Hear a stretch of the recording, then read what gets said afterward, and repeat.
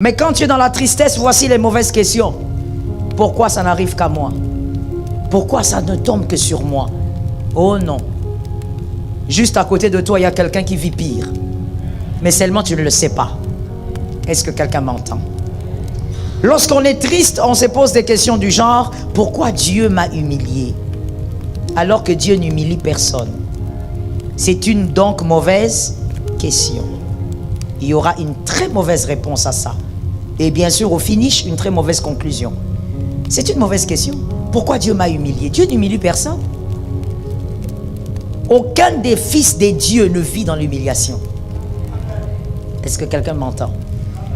Aucun. Aucun des fils des dieux, Dieu impose l'humiliation. Non. Non. Dieu peut permettre qu'une honte arrive, mais Dieu ne te laisse pas subir et vivre dans l'humiliation. Comment vas-tu être humilié, toi qui as le Saint-Esprit? Le Saint-Esprit ne se laisse pas humilier. Mais quand tu es dans la tristesse, c'est le genre de questions qui vont te venir. La tristesse est une très mauvaise chose. Il faut lutter avec. Lorsque tu es dans la tristesse, tu vas te poser la question: pourquoi Dieu n'écoute pas mes prières? Quelle très mauvaise question. Que quelqu'un dise à son frère: elle est très mauvaise cette question. Pourquoi Dieu n'écoute pas mes prières? Est-ce que c'est vrai? Est-ce que c'est vrai? Non. Est-ce que Dieu n'écoute pas tes prières? Si, Dieu écoute tes prières.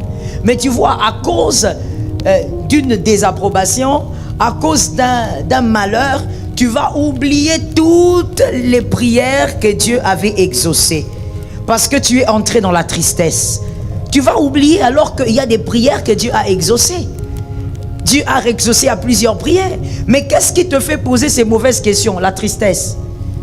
La tristesse va t'amener de remettre en cause tout ce que Dieu avait fait. Ne remets jamais en cause ce que Dieu avait fait. Je te l'avais dit le dimanche. Jamais. Alors ne sois pas dans la tristesse. Rentre plutôt dans la volonté de Dieu. Tout le monde était sûr que David, ça allait être chaos quand il allait apprendre que l'enfant est mort. Parce qu'avant même la mort, il était déjà chaotisé. Mais lorsqu'il a compris qu'il priait et que Dieu était dans autre chose, la volonté de Dieu était ailleurs, David a dit: c'est bon, j'arrête, je gaspille ma force pour rien. Je veux manger, je veux boire et je veux m'habiller gravement. Et voilà, parce que de toutes les manières, ta volonté est là-bas, je rentre dans ta volonté. Il y a quelque chose aussi que Dieu m'a fait comprendre dans ça. C'est que David était parmi les hommes exceptionnels qui comprenaient qu'on ne se bat pas avec la volonté de Dieu. Ça tombe sur celui qui est intelligent. Parce que la foi appartient aux intelligents. David faisait partie des hommes qui savaient qu'on ne se bat pas avec la volonté de Dieu. Mon frère, tu veux te battre avec qui? Bats-toi avec les hommes, pas avec la volonté de Dieu. Elle est abstraite, mais on ne se bat pas avec. Tu ne pourras pas. D'une manière ou d'une autre, elle va te vaincre. À moins que tu sois le fils du diable. Si tu es enfant de Dieu, tu es son fils dans le royaume de Dieu, tu te battras avec, elle te vaincra. Même à 80 ans, elle va t'avoir. David avait compris que ça ne sert à rien. Alors au lieu de me priver à manger, j'ai faim pour rien, je veux manger. Certainement tout le monde l'avait pris pour un fou, en commençant par la femme qui avait perdu l'enfant. L'enfant est malade, toi tu es en deuil. Et quand l'enfant guérit, plutôt quand l'enfant meurt, toi tu es bien. Ça veut dire que c'est comme si le deuil est terminé alors que le deuil vient de commencer. Non, c'était un homme qui vivait sur terre sans vivre sur terre. C'était un homme qui vivait sur terre tout en vivant dans la volonté parfaite de Dieu. Il savait qu'il ne se servait à rien. Quand Dieu a dit non, toi tu pleures pour qu'il dise oui, tu perds le temps.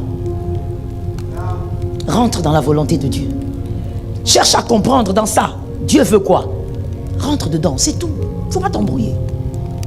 Dieu me bloque ici. Bon, dans ça, il veut quoi? Parce que j'ai essayé de faire ceci, ça ne marche pas. J'ai essayé, ça ne marche pas. Bon, d'accord, j'ai compris que Dieu n'a pas agréé mon hôtel. Bon Dieu, tu es où? Tu veux quoi? Que je fasse quoi? Cherche à savoir ce que Dieu veut. Quand tu auras compris ça là, entre dedans. Et ne gaspille pas le temps. Plus tu entres dans la volonté de Dieu vite, plus tu permets à Dieu de faire ce qu'il a prévu pour toi. Et tu permets à Dieu de te façonner selon l'image de ta destinée. Ça tombe sur toi, c'est gratuit. Que tu sois façonné à l'image de ta destinée. Lorsque tu es dans la tristesse, tu te poses des questions du genre: pourquoi Dieu ignore mes prières, mes pleurs? Pourquoi Dieu ignore mes larmes? Dieu, est-ce que tu ne vois pas que j'ai mal? Oh my God. Qui a déjà fait ce genre de prière? Yes. Nous sommes nombreux. Dieu, pourquoi tu ne vois pas que je pleure? Jésus, pourquoi tu ne vois pas mes larmes? Jésus, si c'était mon père biologique, il allait me consoler. Toi, tu es plus grand que mon père biologique. Pourquoi tu ne me consoles pas? Dieu a des moments, tu sais, Dieu ne veut pas te consoler, il veut te voir grandir. Ça tombe sur une intelligence. Il y a des moments, je dis bien des moments, ok? Parce qu'il y a aussi des moments, il console comme un père. Mais il y a des moments où Dieu ne veut pas te consoler, il veut te voir grandir. Et des fois, la consolation, plutôt, des fois, la croissance passe par le silence de Dieu. Il dit rien. Il t'envoie aucune phrase, aucun rêve. Il veut que tu grandisses. C'est-à-dire, je ne vois rien, je n'entends rien, mais je te suis. Cet amen est bizarre. Ou ce soir, les amoureux de Jésus ne sont pas venus. Le silence de Dieu pendant ces moments-là, ça veut aussi dire, je n'ai pas entendu une consolation. Je n'ai pas été rassuré par un rêve. Mais je sais que tu es là et je te fais confiance. Je ne comprends pas, j'ai l'impression que tout s'écroule, mais je te fais quand même confiance. On y va, je ne vois pas, mais je sais que toi tu vois pour moi.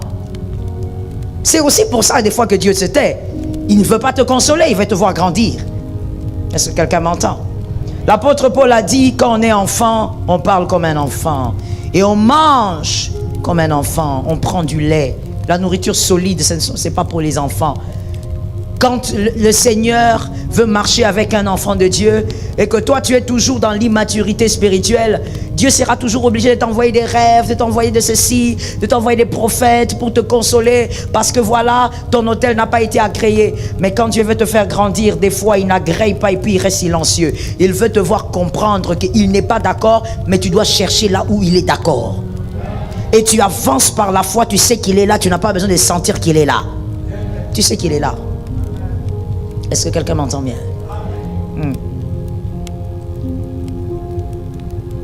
La tristesse crée des très mauvaises questions et vous aurez des mauvaises réponses.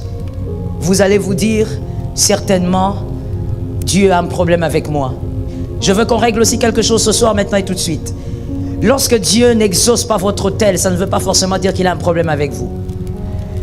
Il peut bien ne pas exaucer votre autel parce que vous êtes dans le cas de Caïn, mais il peut aussi ne pas agréer votre autel simplement parce qu'il est souverain. Et il veut vous apprendre à respecter ses décisions. Tout parent équilibré et normal l'a déjà fait à son enfant. C'est-à-dire, je sais que ce que l'enfant me demande n'est pas mauvais, mais je refuse pour apprendre à l'enfant à respecter mes décisions. C'est quelque chose qui n'est pas nocif, c'est quelque chose qui n'est pas mauvais, mais j'ai dit non. Pour que l'enfant apprenne aussi à se soumettre, même quand maman a dit non et que l'enfant n'a pas compris. Dieu fait aussi ça. Il peut te refuser quelque chose alors que ce n'est pas mauvais, mais il veut te voir, il veut t'apprendre à marcher avec lui dans l'obéissance et dans la confiance, même quand il dit non. Même quand il dit non, est-ce que tu es capable de faire comme David? C'est-à-dire de quand même avoir la paix dans ton cœur et d'être en joie, même si Dieu a refusé.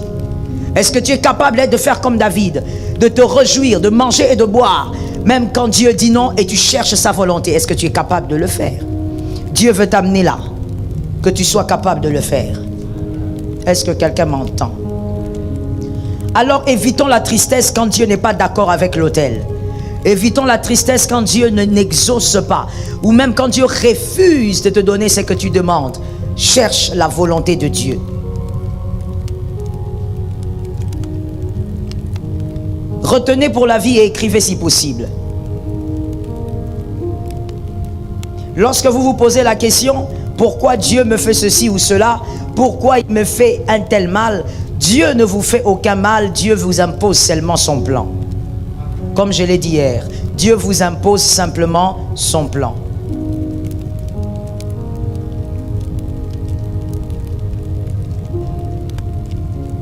Si ce que vous désirez est bien pour vous, ça doit aussi être bien selon le plan de Dieu. Si ce n'est pas bien selon le plan de Dieu, Dieu ne le donne pas quand même. Même si c'est bien pour vous. Parce que qui dit plan, il est en train de dire toute une organisation. Il y a toute une organisation autour de ta destinée. Et dans ta destinée, tu n'es pas seul. Dans ta destinée, il y a des hommes, il y a des femmes, il y a ton mari, il y a tes enfants, il y a tes petits-enfants. Il y a tout ça dans ta destinée. Et lorsqu'on dit organisation, Dieu est en train de s'organiser par rapport à toutes ces personnes-là. Et tout ce qu'il va te donner doit entrer dans le plan. Ça doit entrer dans le bonheur de toutes ces personnes. Ça doit concourir au bonheur de toutes ces personnes. Toi, généralement, quand tu demandes, tu ne vois que toi, ta tête, ta bouche, ton ventre. Mais Dieu, lui, quand il te donne, il sait que c'est toute une organisation qui doit en bénéficier. Ça tombe sur celui qui est derrière. Dieu, quand il libère une chose, il sait que toute une organisation doit profiter de la chose. Il n'y a pas que toi. Tu peux dire ma destinée, mais ta destinée n'inclut pas que toi. Ta destinée cache des hommes et des femmes qui doivent être visités également. Ta destinée cache des hommes et des femmes qui doivent aller au ciel. Donc il n'y a pas que toi dans l'histoire. Est-ce que quelqu'un m'entend bien? Joseph pouvait dire, mais pourquoi moi? Les mauvaises questions. Pourquoi seulement moi? Les grands frères sont restés, c'est moi qui suis vendu. Pourquoi seulement moi? Pourquoi ma vie est comme ça? Quand il va chez Potiphar, il dit, bon, je suis un peu bien. Et quand il est chassé, il pouvait encore dire, pourquoi toujours moi? Finalement, qu'est-ce que moi j'ai fait? Depuis la maison de mon père, j'ai fait des efforts pour être le plus bon des garçons. Mais pourquoi le mal me poursuit? Mon frère, Dieu te donnera des choses selon le plan. Il y a plusieurs personnes dedans. Est-ce que quelqu'un m'a bien entendu? Je veux même te dire une chose. Dans le planning de la destinée de Joseph, il y avait aussi les chansons et les panetiers. Quand j'ai dit qu'il y avait les chansons et les panetiers, je ne parle pas de les chansons pour bénir Joseph. Je parle de Joseph pour bénir les chansons. Oui. Joseph devait entrer en prison parce qu'il devait interpréter les rêves de deux hommes. Et donc il devait entrer. Pour l'intérêt aussi de ces deux hommes-là. Pas seulement pour lui. Quand on parle de les chansons, généralement on ne voit que la bénédiction de Joseph. Non, Joseph a été une bénédiction aussi pour les chansons. Il fallait que quelqu'un vienne lui dire, ne crains pas, tu vas sortir et le roi va te rétablir. Parce que si quelqu'un ne lui avait pas dit ça, peut-être qu'il allait se suicider en prison. Pour dire vraiment comment est-ce que moi j'ai été à côté du roi, comment je me retrouve dans des conditions pareilles. Peut-être qu'il allait se suicider, mais Dieu s'est organisé pour que Joseph rencontre cet homme et que cet homme ne se fasse pas du mal, qu'il ait la révélation de sa destinée. Il y a toute une organisation autour de ta destinée. Je suis d'accord avec cet homme sur celui qui est derrière. Il y a tout un planning autour de ta destinée. Alors quand Dieu te prive quelque chose, arrête d'entrer dans la tristesse, sois un peu mature et dis-toi, l'Éternel connaît même si je ne comprends pas. Mon frère, est-ce que tu as déjà fait l'exercice de danser avec les larmes qui coulent? Il faut faire cet exercice-là quand l'Éternel va te priver quelque chose. C'est un exercice aussi à faire. C'est-à-dire, même si je pleure, mais je suis quand même dans la célébration parce que je sais que la volonté de Dieu est la meilleure. Ma chair ne comprend pas, mais l'esprit a compris. Je réponds pour un homme intelligent, la chair ne comprend pas, mais l'esprit a compris. Je réponds pour un homme de foi, la chair ne comprend pas, mais l'esprit a compris. Donc même si ma chair est en train de pleurer, tu vois les larmes couler de mes yeux, mais je danse quand même. Mais comment tu danses alors que tu pleures? Parce que mon esprit a compris quelque chose, mais ma chair résiste. Alors je vais quand même obliger à ma chair de danser, parce que j'entre dans la volonté de Dieu. Je n'ai pas compris ce qu'il m'a refusé, mais je pars avec lui. Je n'ai pas compris ce qu'il m'a arraché, mais je marche avec lui. Je n'ai pas compris ce qu'il m'a privé, mais j'ai décidé de marcher avec lui. Je décide de rester avec lui même si je ne comprends pas. La maturité. Et vivre la maturation. Ne tombe pas dans la tristesse. C'est une perte de temps. Il y a tout un projet autour de ta vie. Est-ce que quelqu'un m'entend bien? Il y a tout un plan. Je veux te dire quelque chose d'important. Comme d'ailleurs je l'ai commencé de toutes les manières. Mais c'est autant important que tout ce que j'ai dit. L'homme donne. Ça sera un peu... Bon, ça ne sera pas compliqué. Tu es intelligent. L'homme donne. Le diable donne. Dieu ne donne pas. Dieu bénit. L'homme donne. Le diable donne. Dieu ne donne pas. Dieu bénit. Je t'explique ça. Monsieur Lucien, venez. Asseyez-vous ici. Regardez-moi. Arish, venez. Asseyez-vous ici derrière lui. J'étais en train de dire qui donne. Et ensuite, regarde, lorsque Lucien me demande quelque chose, pas quelque chose, il précise. Il dit, j'ai besoin d'un couteau, donne-moi un couteau, j'en ai besoin, il faut que je coupe, je ne sais pas, l'ananas, il faut que je coupe l'orange. Alors moi, en tant qu'humain, je dis, ok, il a un besoin, il a besoin du couteau, alors je fais quoi? Je donne parce que je veux régler quoi? Un besoin. Un besoin. Moi, celui que moi je regarde, c'est qui? C'est Lucien. Je savais que tu étais intelligent.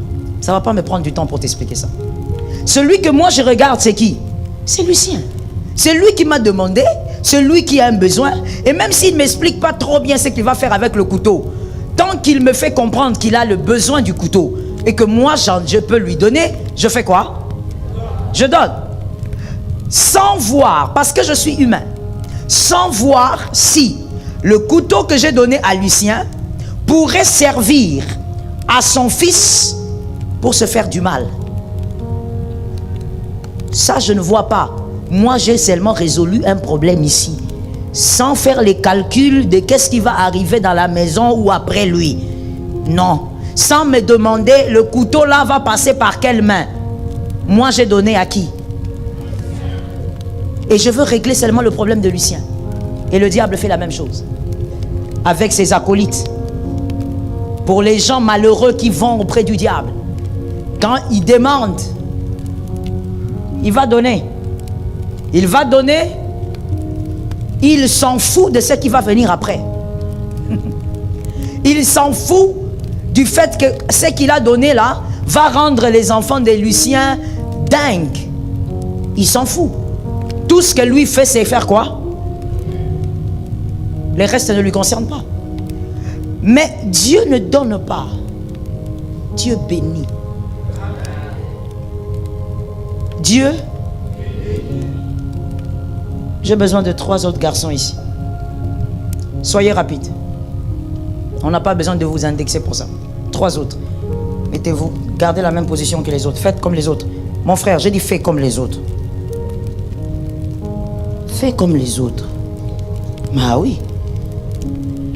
Dieu ne donne pas. Dieu bénit. J'ai besoin que tu m'entendes bien. Et tu dois même réagir parce que je dois savoir que tu as compris. Si Dieu a permis cette montagne de prière, c'est pour que tes prières changent. Que tu ne sois pas dans des prières que Dieu lui-même, Dieu est scandalisé. En même temps, tu es un pasteur et Dieu se pose la question, mais Joël, qu'est-ce que tu fais exactement là où j'étais placé? Parce que tes fidèles prient n'importe comment. Je ne voudrais pas que Dieu me juge comme ça. Alors écoute-moi très bien. Dieu ne donne pas, Dieu bénit. Et je t'ai expliqué que l'homme donne. Oui, l'homme donne.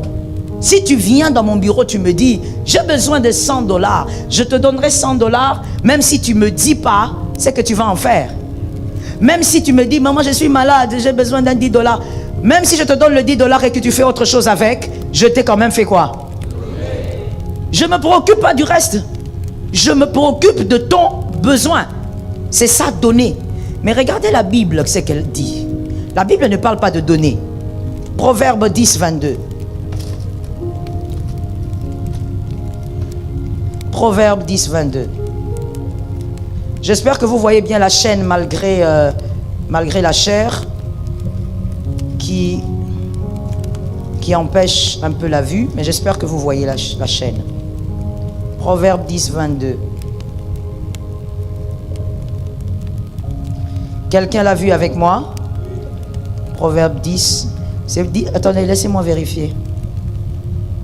Oui, c'est 10, 22. Alors, Proverbe 10, 22 ne dit pas Dieu donne. Proverbe 10, 22 dit c'est la bénédiction de l'Éternel qui enrichit.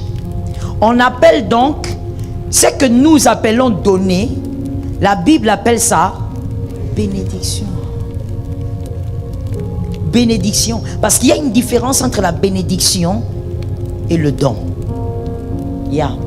C'est la bénédiction de l'Éternel qui enrichit.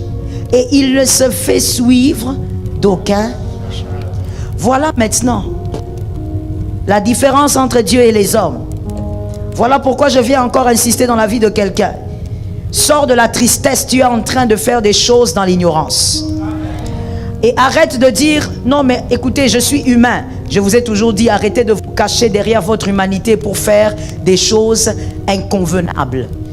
Arrêtez de vous cacher derrière votre humanité pour faire des choses qui ne ressemblent pas à un enfant de Dieu qui grandit dans la foi. Il faut grandir dans la foi. Dieu ne donne pas, Dieu bénit. Donc, c'est la bénédiction de l'Éternel qui fait quoi? Elle se fait suivre. Alors, quand cet homme-là, il demande à Dieu quelque chose, Dieu ne fait pas comme moi, Dieu ne fait pas comme toi, Dieu ne fait pas comme le diable. Il ne regarde pas seulement la demande de celui-ci. Il ne regarde pas seulement le besoin de celui-ci. Dieu est en train de voir le besoin de tout ça. Si Dieu donne à celui-ci, il lui donne tout en sachant.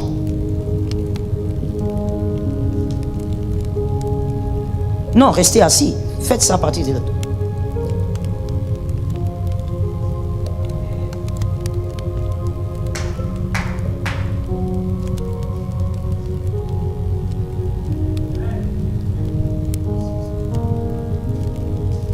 Qui a compris? Lorsque Dieu donne ici à celui qui est dans la montagne de prière à ma campagne depuis 3 semaines, s'il lui donne, ça sera pour régler les problèmes de tous ces gens.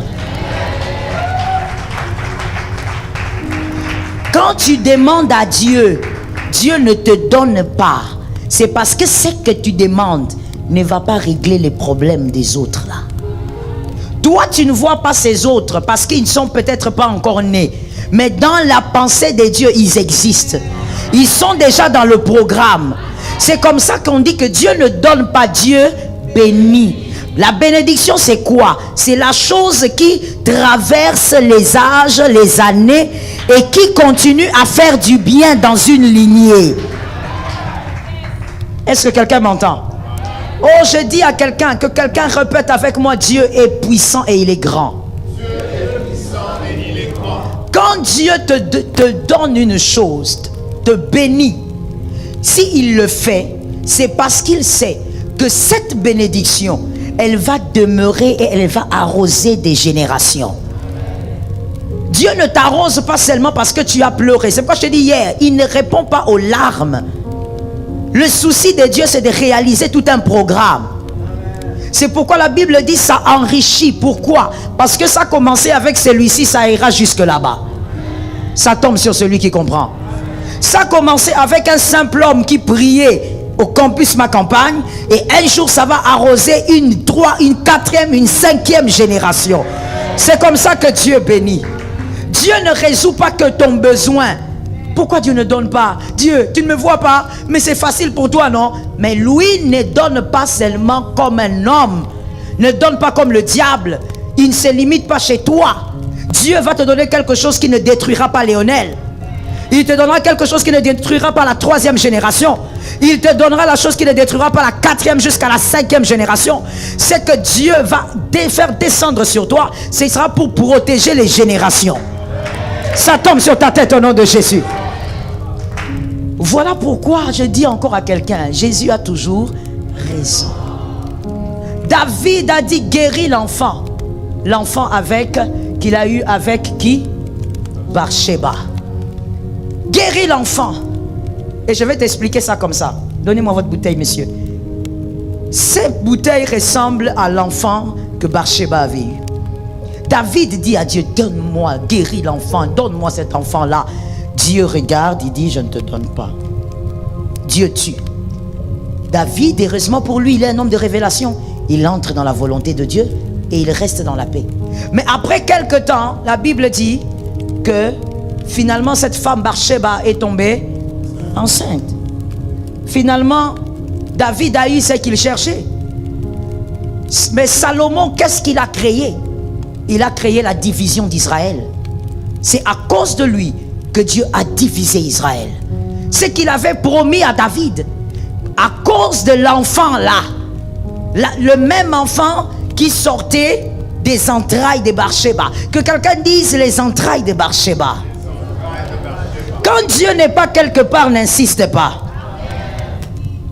J'ai besoin que quelqu'un entende ça. J'ai même envie de déposer les micros et d'entrer dans ta tête. Il faut que quelqu'un m'entende ce soir.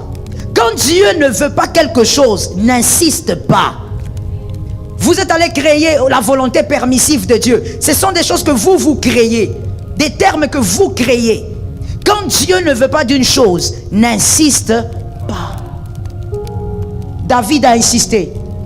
Il voulait absolument avoir un enfant avec cette belle femme. Dieu a dit c'est bon. D'accord, que ton enfant vienne. Oh, il était le plus sage, oui ou non? La Bible dit sur terre, personne n'était comme lui. Il était le plus sage. Le roi le plus glorieux, oui ou non? Le roi le plus riche, oui ou non?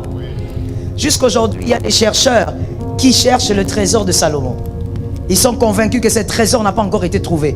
Parce que c'est un trésor énorme. Le plus riche, le plus glorieux. Mais ça aussi était le roi qui est entré dans l'idolâtrie comme aucun roi. Saül, qu'on a rejeté comme un animal, n'était jamais idolâtre. Jamais. Jonathan est mort, fils de Saül, à la guerre. Il n'était jamais idolâtre. Mais l'enfant de Bathsheba, c'est que David voulait absolument avoir. C'est cet enfant qui a déstabilisé le royaume. C'est cet enfant qui a introduit les dieux étrangers sur la terre d'Israël. Il a même bâti des temples aux démons. Le fils de David. Pourquoi? Parce qu'il voulait forcer les entrailles de Bathsheba. Il voulait absolument avoir quelque chose que Dieu lui avait refusé. Si David avait eu un peu plus de révélation, David aurait compris que la mort de cet enfant voudrait dire que Dieu n'est pas dedans. Dans cette histoire, Dieu n'est pas dedans. Mais David a insisté. Je dis à une âme, quand Dieu te dit laisse, même si on te promet des millions, tu risques d'engendrer un idolâtre. Tu risques d'engendrer quelqu'un qui dans ta lignée va introduire le maraboutage. Ça sera les marabouts de ta lignée, les grands sorciers de ta lignée, alors que jusque là tu avais engendré des hommes et des femmes qui aimaient Dieu. Lorsque Dieu bénit, il bénit pour toute une lignée. S'il libère une grâce ce soir, c'est parce qu'il sait que ça va faire du bien jusqu'à la 5e génération. Il sait que ça va arroser jusqu'à la 5e génération. À partir d'aujourd'hui, toi qui es dans cette assemblée, écoute-moi. Quand Dieu ne sera pas d'accord avec toi, dis-toi, la chose sera toxique pour ma descendance. La chose sera toxique pour ma lignée. Dieu a refusé parce que ça ne me bénira pas. Dieu donne ce qui bénit. L'homme donne pour résoudre un besoin.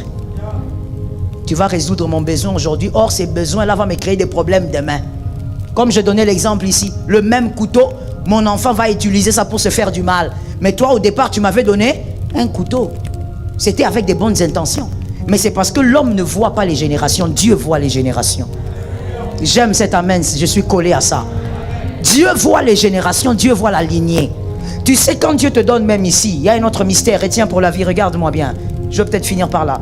Quand Dieu te donne ici, quand Dieu te bénit ici, il y a même certaines grâces que Dieu va déverser sur toi. Mais en réalité, ce n'est pas toi qu'il voit. J'explique. Je vais actualiser, descendre un peu sur terre pour qu'on se comprenne. Tu peux demander à Dieu, donne-moi une voiture. Mais en réalité, Dieu ne te donne pas une voiture pour toi. Mais il donne quand même. Mais pourquoi il donne? Parce qu'à la 3e génération, ils ne doivent plus commencer à demander des voitures. Eux, ce sont des jets privés.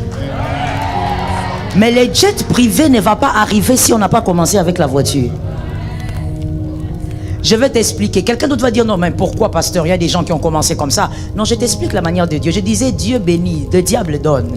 Le diable, oui, il peut te commencer avec les jets privés. Mais Dieu, c'est pas comme ça. Pourquoi? Parce que Dieu, quand il va commencer avec la voiture, c'est pour que la 3e génération sache que même si on est en jet aujourd'hui, notre arrière-grand-père avait commencé dans la faiblesse. Donc, on doit respecter l'argent. Donc Dieu, quand il bénit, c'est ça même la bénédiction. Ça veut dire que ça ne touche pas que les corps, ça touche même l'intelligence. Ça veut dire que même la lignée a une intelligence renouvelée. Ils ne peuvent pas jouer avec l'argent parce qu'ils savent que leur arrière avait commencé dans la petitesse. Et donc ils doivent veiller sur l'héritage. Ce ne sont pas des parvenus. La bénédiction de Dieu, ça touche à tous les niveaux.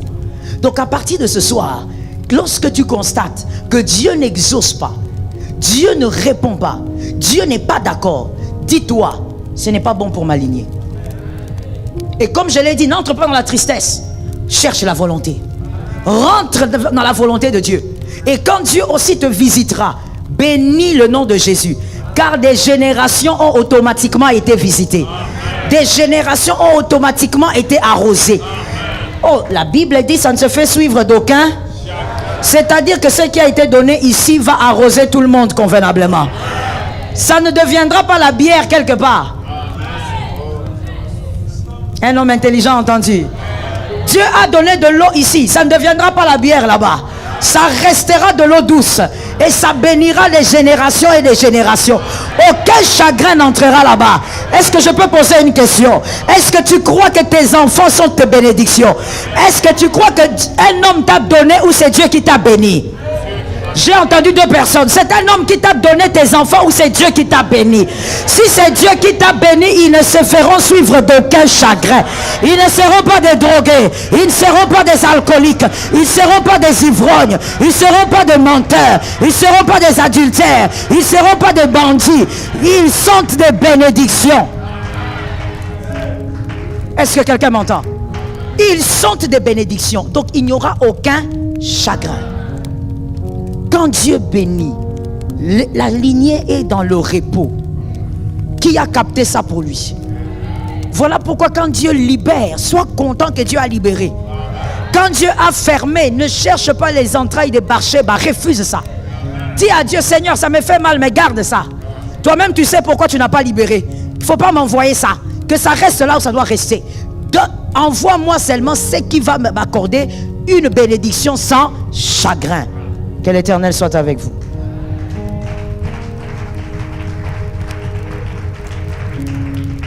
La bénédiction de Dieu. Que quelqu'un dise à son frère la bénédiction. Que quelqu'un dise à un autre la bénédiction. Non, la bénédiction, ce n'est pas te donner 50 millions de dollars ou combien. La bénédiction, c'est la chose qui bénit la lignée. Même si c'est 500 francs, si ça va bénir la lignée, c'est ça la bénédiction. Oui, ça va commencer faiblement et ça va commencer à croître au fur et à mesure. La bénédiction, c'est la chose qui va arroser tes petits-enfants. Tes petits-enfants, laisse-moi le dire et prophétiser. Tes petits-enfants vont trouver ça, mais en mode amplifié. Ça tombe sur toi. Tes petits-enfants vont trouver ça, mais en mode modifié. Une meilleure version. Ça sera toujours la bénédiction de l'Éternel. La même faveur que l'Éternel avait délivré, avait imposé. C'est cette faveur qui va s'accroître dans les générations. Dis à 5 personnes, c'est la bénédiction de l'Éternel que moi je cherche.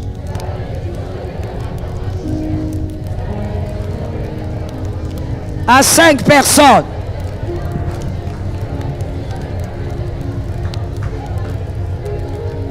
Gloire à Dieu. Gloire à Dieu. Je suis d'accord avec toi. Je suis d'accord avec toi. Je suis d'accord avec toi. C'est la bénédiction de l'Éternel que nous cherchons. Nous ne voulons pas, à partir d'aujourd'hui, entends-moi bien, nous ne voulons pas seulement avoir des besoins résolus. Nous voulons la bénédiction de l'Éternel. Nous ne voulons pas demander comme des gamins, donne, donne, donne, donne. Non, nous voulons dire à Dieu, la bénédiction, ce qui va impacter ma vie et impacter ma descendance. Si ça ne va pas impacter ma descendance, ne me donne pas. Ça doit impacter ma descendance. Est-ce que quelqu'un m'entend très bien? Dis à un voisin, ça doit impacter ma descendance. Dis à celui qui a maintenant la foi, tu localises. Ne localise pas les gens façon. Localise celui qui a la foi et dis-lui, ce soir, je suis venu pour la bénédiction de l'Éternel. Commence à prophétiser la bénédiction de l'Éternel. Commence à prophétiser au nom de Jésus. Prophétise sur ta vie. Prophétise sur ta personne. Prophétise sur ton être. La bénédiction de l'Éternel. J'aime ta foi, prophétise. Prophétise. La bénédiction de l'Éternel. Shema Rosama Mama. Shema Rasakaya Rosama. Shema Razaba Rosetema. Shema Rosakaya Masete. La bénédiction de l'Éternel, elle ne se fait suivre d'aucun chagrin. Je reçois ma part.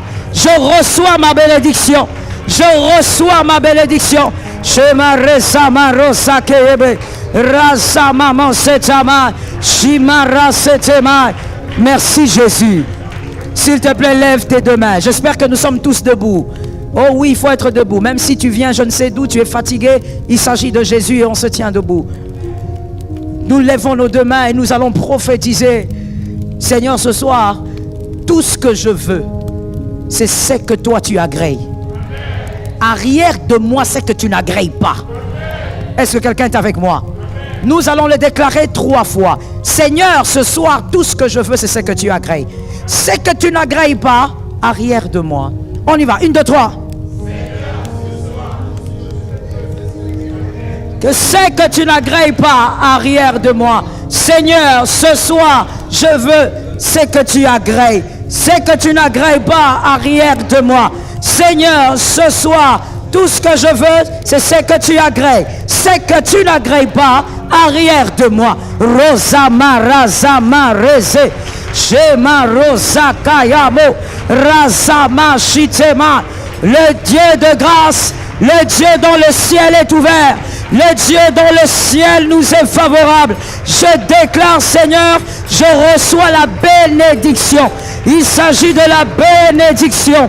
Rezama Roseke, Razama Rize, Shima Roseke Yebo. Le Dieu véritable, le Dieu puissant, le Dieu réel, le Dieu incomparable. Shema Rezama Bose, Razakaya Rezamo, Shima Rezama Babo, Razakaya Mashite, Rezama Masayama, Sherezakayama, Rosete Mashite.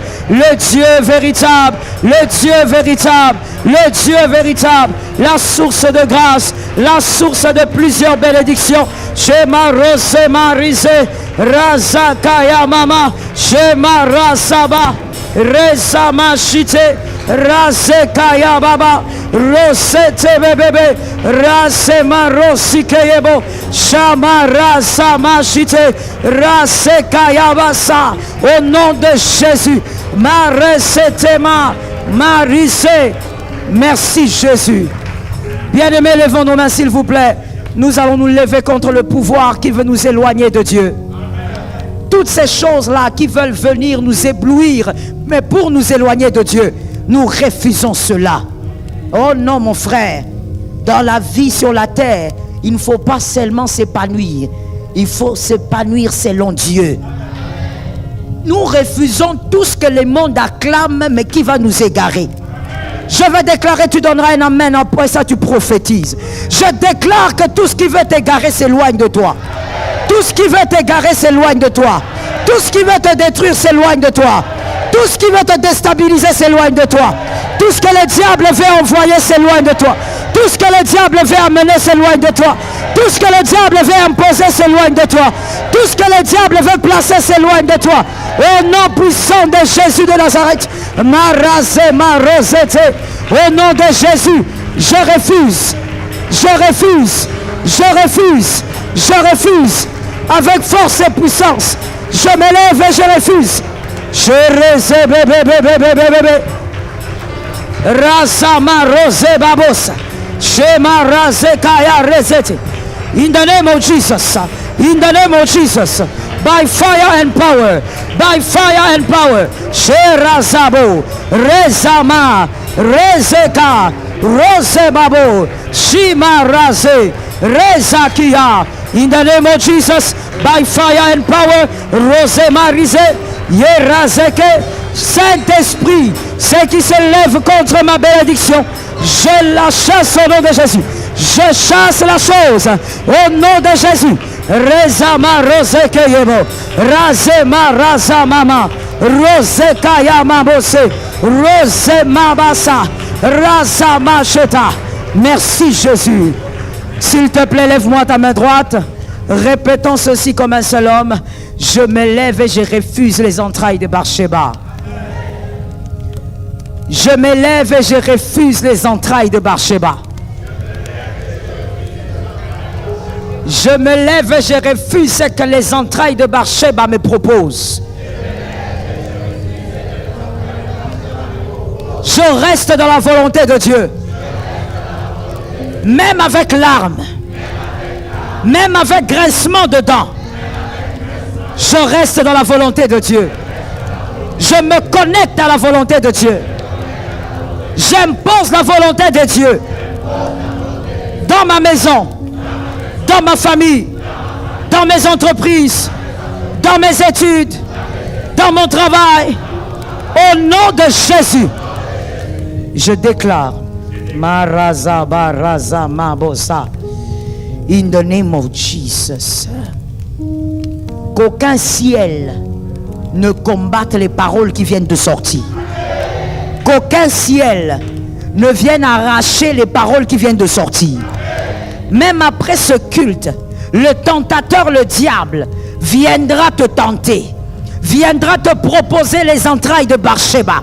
Mais je déclare et je prie au nom de Jésus que ton esprit soit protégé et épargné. Que ta chair ne te dirige pas. Que ta chair ne te contrôle pas. Que ta chair ne décide pas.